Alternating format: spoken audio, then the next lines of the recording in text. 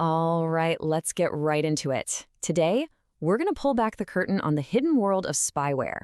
You know, that sneaky digital threat that operates in the shadows of our devices. We'll break down what it is, how it gets in, and most importantly, how you can fight back. So, let's kick things off with a question that's, well, a little unsettling. Think about your phone, your laptop. Could someone right now be monitoring your every move without you even having a clue? It's a serious question, and it's at the very heart of what we're talking about today. So here's our game plan. First, we're going to define this invisible threat. Then, we'll look at how it actually gets in. After that, we'll meet the different types of spies out there. Then, we'll cover the telltale signs that you might be infected. And finally, we'll talk about building up your defenses. Okay, first things first. Let's get a really clear picture of our adversary. What is this invisible threat we're up against, and what does it actually want? So here's the deal. The key word is secretly. Spyware is basically a digital spy. It's built to sneak onto your computer or your phone and just sit there in the background, totally silent, so you have absolutely no idea it's even running. And what's the loot? What's this digital spy actually looking for? Well, it's not random stuff. It's going after the keys to your entire digital kingdom. Your passwords, your bank details, literally every single thing you type, and even your private personal files. So that leads to the big question. How does this stuff even get onto our devices in the first place? And this is the part that's kind of scary. In a lot of cases, we're the ones who accidentally open the door and let it right in. Yeah, it almost always comes down to some form of trickery. You know, that free program you grabbed from a sketchy site? Or that email that looked legit but wasn't? Or sometimes just visiting the wrong website is all it takes. Spyware really preys on just one single moment of letting your guard down. Now, you gotta know that not all spyware is the same. It's not a one-size-fits-all kind of threat. Different types have their own specialties, their own targets. So let's take a look at a few of the most common and most dangerous varieties you might run into. First up in our rogues gallery, the keylogger. And the name pretty much says it all. Its one and only job is to log, or record, every single key you press on your keyboard. And this is why they are so incredibly dangerous.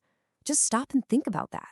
Every username, every password, every single credit card number you type into a website, it can all be captured in plain text and sent straight to a hacker. And here's a perfect real-world example of just how effective this is. A pretty simple piece of software, this Artimax keylogger, was all it took for criminals to get direct access to people's social media and, way more terrifying, their bank accounts. All right, next up, we have banking Trojans. Now, these are a serious step up from your basic keylogger. These things are highly specialized digital thieves built for one purpose and one purpose only, to steal your financial information. Yeah, and if we're talking infamous, the Zeus Trojan is pretty much at the top of the list. It didn't just snag your login details. It was smart enough to mess with websites, intercept your transactions, and literally move money from your account into the hackers' accounts. It was a massive global problem that hit millions of computers. You know, it's interesting because not all spyware is directly after your money. Some types, like adware, are more interested in you as a product. They track everything you do online so they can sell that data to advertisers. But don't underestimate the scale here. Just look at that number. The Fireball adware infected over 250 million computers. It would hijack your browser, spy on your web history, and just flood your screen with ads. And the whole time, it was a nightmare to try and remove. And, well, it was only a matter of time, right? As our lives shifted to our phones, the spies followed us from our desktops right into our pockets. Mobile spyware is a huge and growing threat that targets the most personal device we own. Now, Pegasus, this is a whole other level of scary. This is not your average malware. It's so sophisticated, it can be installed on a phone using what's called a zero-click attack. That means you, the victim, don't have to do anything. You don't click a link, you don't download a file, you don't even have to answer a call for your phone to be completely taken over. And because it's so advanced, its targets are often really specific.